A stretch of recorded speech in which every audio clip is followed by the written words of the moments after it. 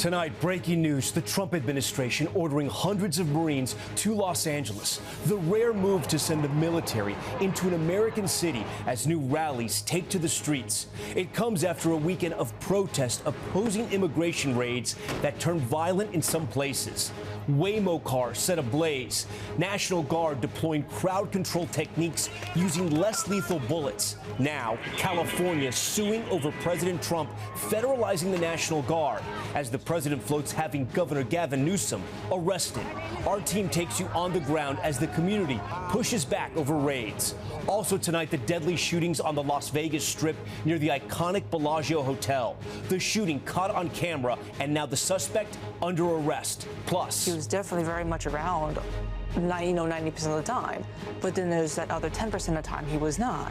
The daughter and ex-wife of accused Gilgo Beach serial killer Rex Heuermann speaking out.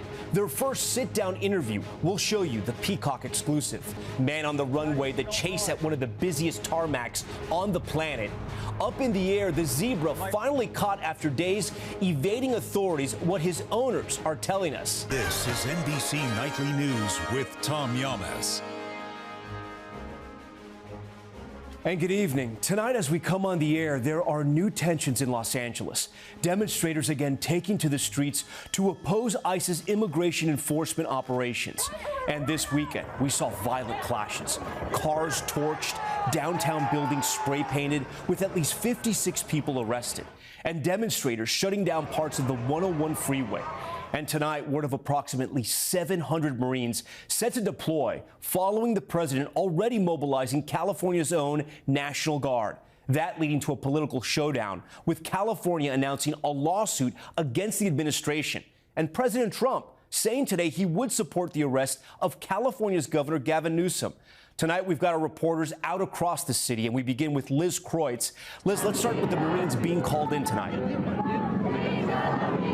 Yeah, Tom, so officials calling in 700 Marines that are being mobilized here. They're not here in LA yet, but they are on their way. You can see there's a large crowd that is gathered here. Those Marines, we're told, are experts in de-escalation and crowd control, and they're going to join those 2,000 National Guard troops. Some of them you see right there at this federal building, facing off now with protesters. Tonight, a massive group of protesters again taking to the streets of LA.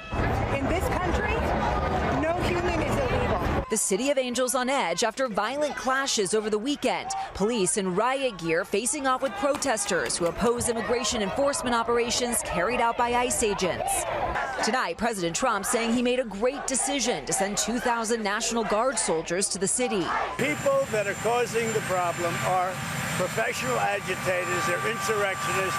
California's Democratic Governor Gavin Newsom opposed the president's move, saying Trump was manufacturing chaos and violence. You had a disaster happening. I feel we had no choice. I don't want to see happen what happened so many times in this country. I watched Minneapolis burn.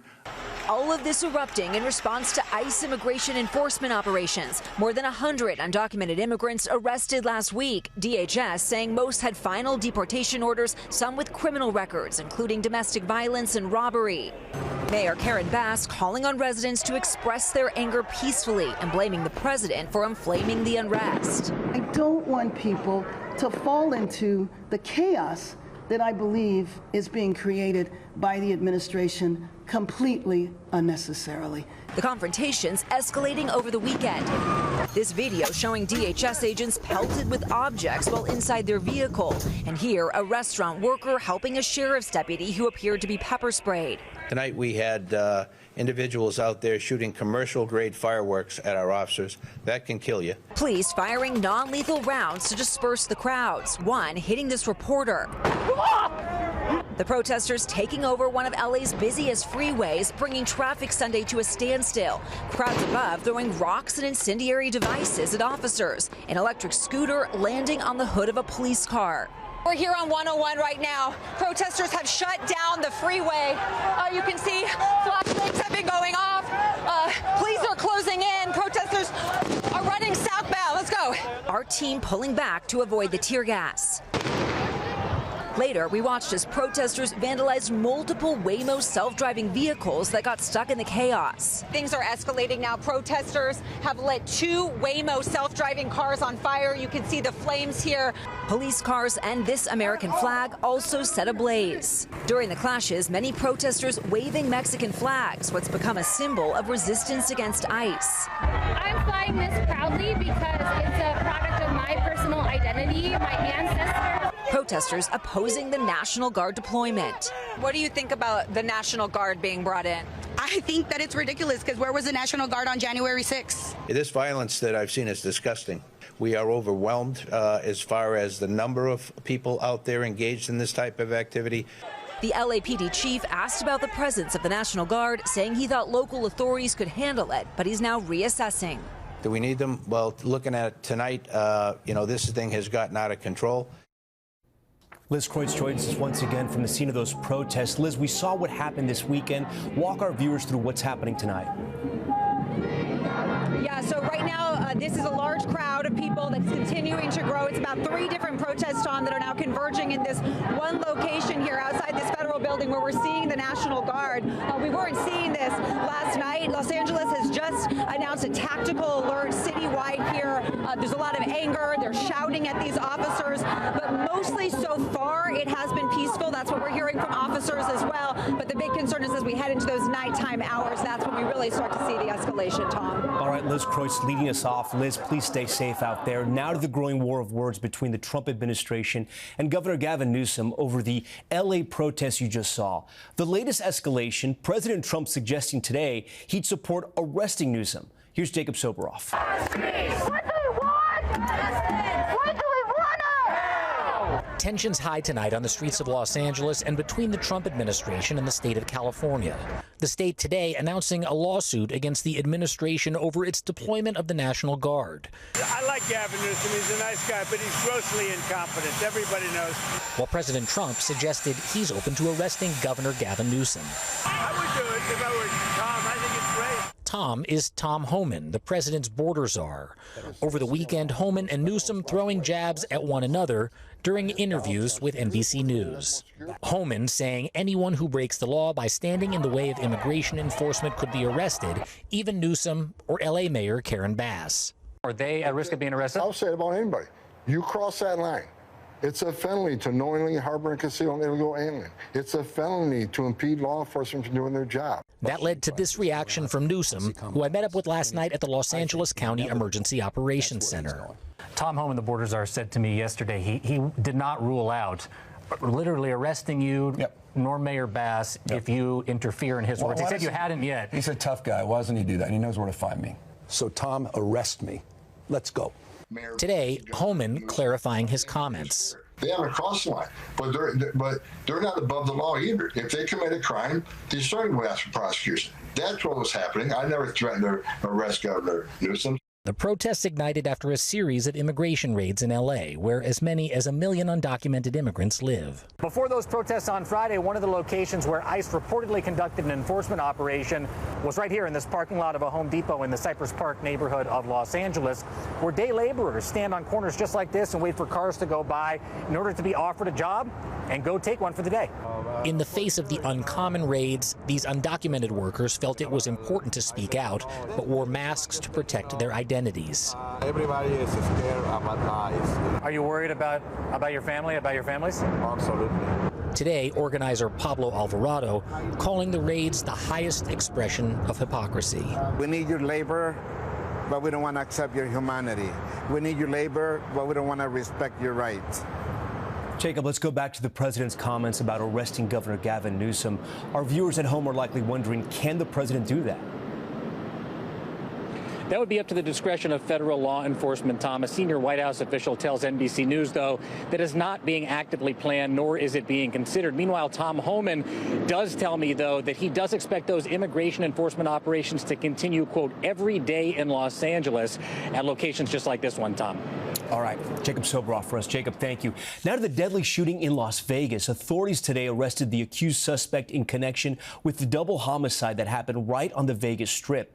A warning, the video you're about to see is disturbing. Ryan Chandler joins us now live from Vegas. And Ryan, the shooting happened right where you were? Tom, that's right. This is the exact spot where those shots rang out less than 24 hours ago. You see this spot on that live stream, which captured this shooting in real time. You see this famous sidewalk buzzing with people hoping to catch a glimpse of the iconic Bellagio fountains when what sounds like 7 shots ring out. We spoke to a man today who told us he was just steps away from the shooter when he started firing, telling us he ran for his life, fearing that this was another mass shooting, taking shelter in a nearby hotel. Now, police tell us today that 41-year-old Manuel Ruiz turned himself into a Henderson police station. They say that this was an isolated incident that kicked off as a feud online, as a conflict on social media that tragically escalated, not yet identifying the victims. Tom.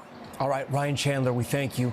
Now to an exclusive first look at stunning interviews with the ex-wife and daughter of accused Gilgo Beach serial killer Rex Heuermann, talking on camera for the first time in a new documentary on Peacock. Here's Stephanie Gosk. While accused serial killer Rex Heuermann sits in jail charged with murdering 7 women. The question everyone keeps asking is, how could you not know?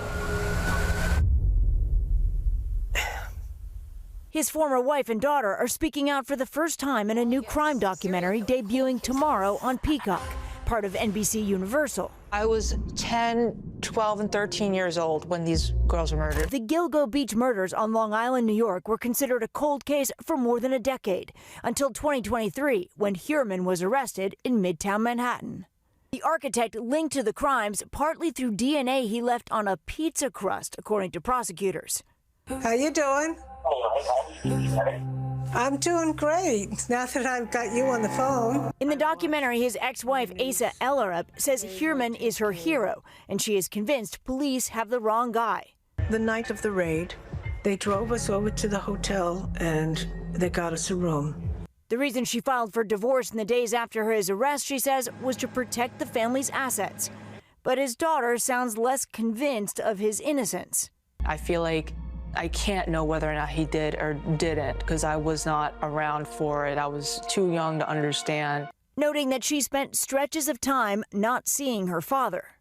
Like I said, at the same time, there was a lot of hours out of the day that I also was not home, including vacations that he did not join us on. Heuermann pleaded not guilty to all 7 murders. There is still no date set for his trial. Stephanie Gosk, NBC News.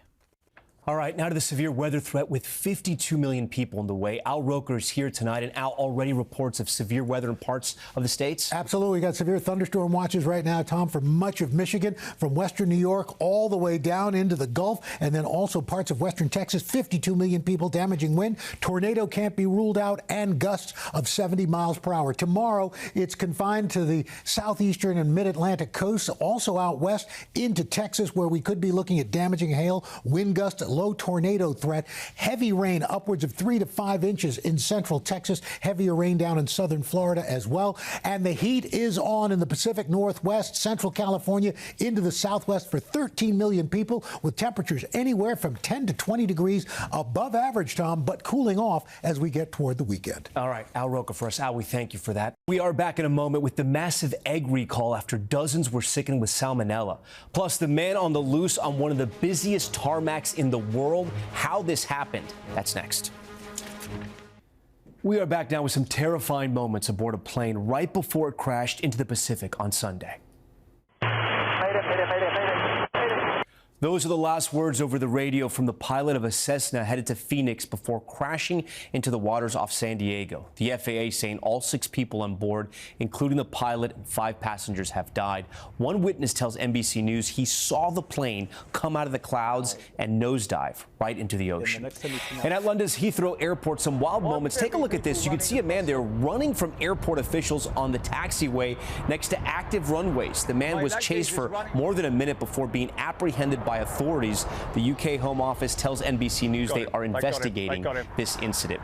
And a warning tonight from the CDC and the FDA, who are investigating a salmonella outbreak linked to at least 1.7 million eggs across 9 states. According to the FDA, brown cage-free and brown certified organic eggs distributed by the August Egg Company from February through May may be linked to salmonella. So far, the CDC says at least 79 people have become sick. Okay, Okay, when we come back, the zebra that earned his stripes as a viral sensation. I talked to his owners, just reunited after days on the loose. Helicopter. Finally, there's good news tonight as authorities end a wild week-long search. By now, you might have heard of Ed the Zebra that took over the internet and the streets of Tennessee. Tonight, how he ended up flying with a helicopter and making it back home.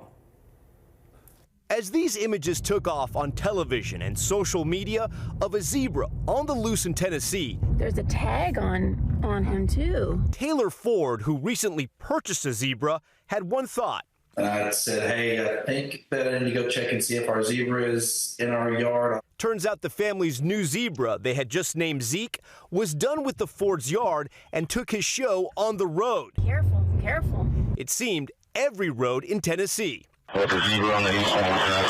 As millions saw the clips of Zeke, the Fords, who own about 100 animals on their farm, weren't exactly laughing. I was worried that someone was going to get hurt. I was worried that this was going to, become not a happy ending to the story. State and local officials joined private animal rescue workers in a week-long search. Zeke got so popular, he got a stage name, the internet calling him Ed. Then this Saturday, a break in the case. This video from the Rutherford County Sheriff's Office showing the zebra airlifted and flown by helicopter to a waiting animal shelter.